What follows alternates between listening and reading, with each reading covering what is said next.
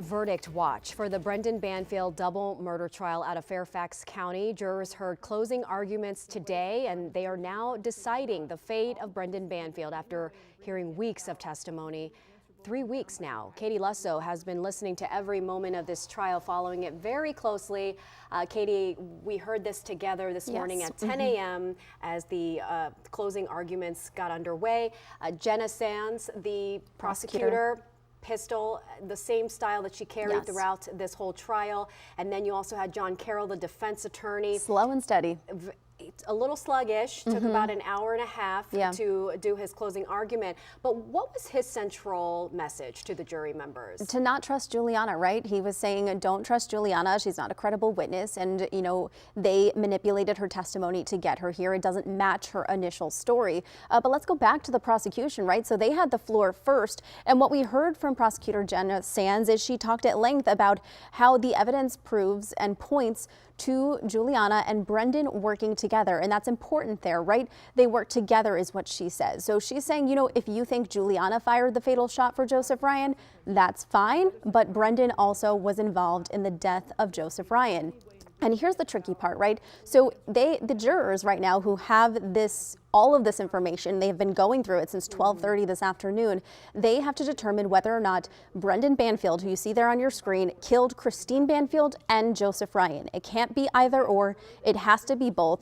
So take a listen, if you can, to the prosecutor kind of giving her final closing argument. All who participate in any way in bringing it about are equally answerable and bound by the acts of every other person connected with the consummation of such resulting crime. Virginia makes it easy. Translate. If you think that Juliana Perez Magalhaes and Brendan Banfield were working together to kill Christine and Joseph Ryan, then Brendan can be responsible for Joseph Ryan's death, regardless of which bullet did the most damage. It's not a test of either or. They were working together. That makes him equally responsible. All unfolded, Annie. The jurors were given instructions, and they were also given the charges that they are to consider here. Aggravated murder within 3 years. So they have to say that he killed both Christine and Joseph, that it was premeditated, willful, deliberate within 3 years, another aggravated murder charge, and then the use of a firearm while committing murder, and then a child endangerment charge regarding his 4-year-old daughter at the time being inside of the home. But, you know, we also heard a lot from defense attorney John Carroll. Let's take a listen, if we can, to his kind of closing argument, his big statement for the day.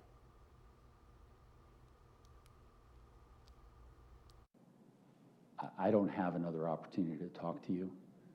It's their burden to prove this beyond a reasonable doubt, so they get the opportunity to speak. So I apologize if I've gone too long, but I wanted to make sure that these important issues came before you.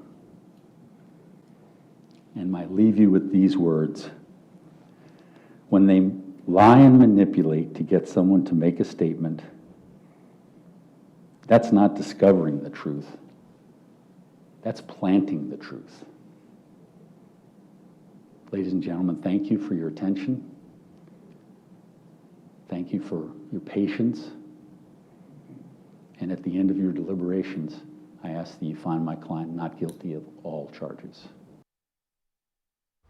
So Brendan Banfield facing a total of 4 charges, and if convicted, could be spending the rest of his life in prison. The fate now in the hands of 12 jury members made up of 7 women, 5 men.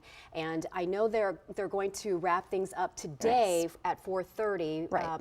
What does the future look like? Right, so they will wrap up today at 4:30. Frank Salvedo, our criminal defense attorney, legal expert, who's been joining me over on our WUSA 9 Plus, he says that we should hear an update from the judge really in the next 20 minutes or so. So he's going to be joining me from 4:15 to 4:30, the end of the day, to find out where things stand. If they do not reach a verdict today, they will be back Monday. We should find out in the next 20 minutes or so what time they will be back to deliberating. Okay.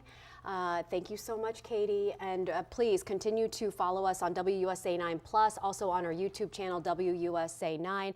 You all have been really engaged, asking a lot of great questions as we continue to take you live inside the courtroom every minute of this trial, every moment of this trial. There are several ways to stay connected and keep up to date. Again, just download WUSA 9 Plus or watch on our YouTube channel, WUSA 9.